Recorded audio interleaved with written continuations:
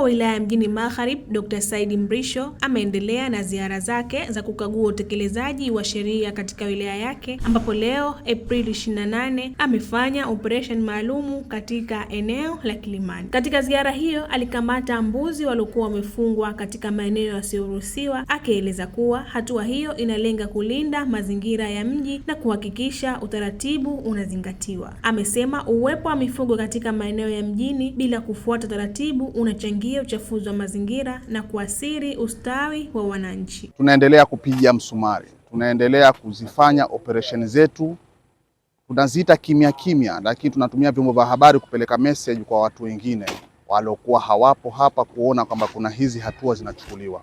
Wanyama mjini inaendelea kukatazwa, tunachukua hatua.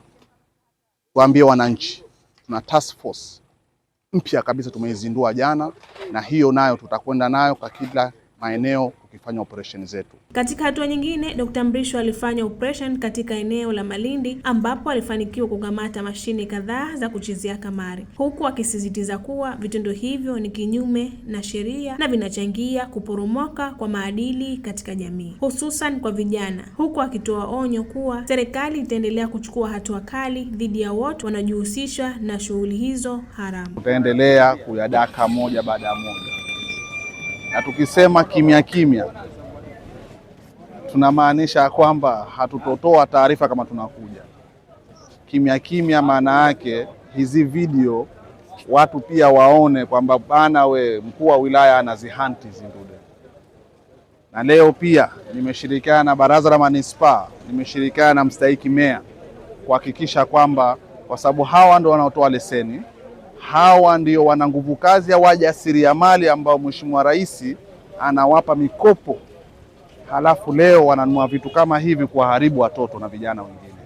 Kwa hiyo nitaendelea kuwafuatilia, nitaendelea kuwafanyia kazi, na kamanda wangu hawa, mkurugenzi pamoja na mstahiki meya, na wao vile vile wanaanza kuyaibua haya maeneo, na wao wataendelea katika mapambano haya. Kwa upande wake, mkurugenzi wa baraza la manispaa ya Mjini, ndugu Hasna Atai Masud, ametoa wito kwa jamii kutii sheria, haswa katika swala zima la mifugo ndani ya wilaya ya Mjini. Wito wangu kwa wananchi kwamba wananchi bado hawataki kutii sheria. Tutii sheria kwa sababu mjini hatutaki mifugo ya aina yoyote. Wilaya ya Mjini tumekataza kufuga. Mtu kama anataka kufuga akafuge huko maeneo yake maalum, lakini sio mjini. Kwa hiyo wananchi wajitahidi kufuata sheria. Na hizi ni ripoti za ASAM Online TV. Jina langu ni Hawa Jafar Khamis, lakini nyuma ya kamera ni Ali Haji.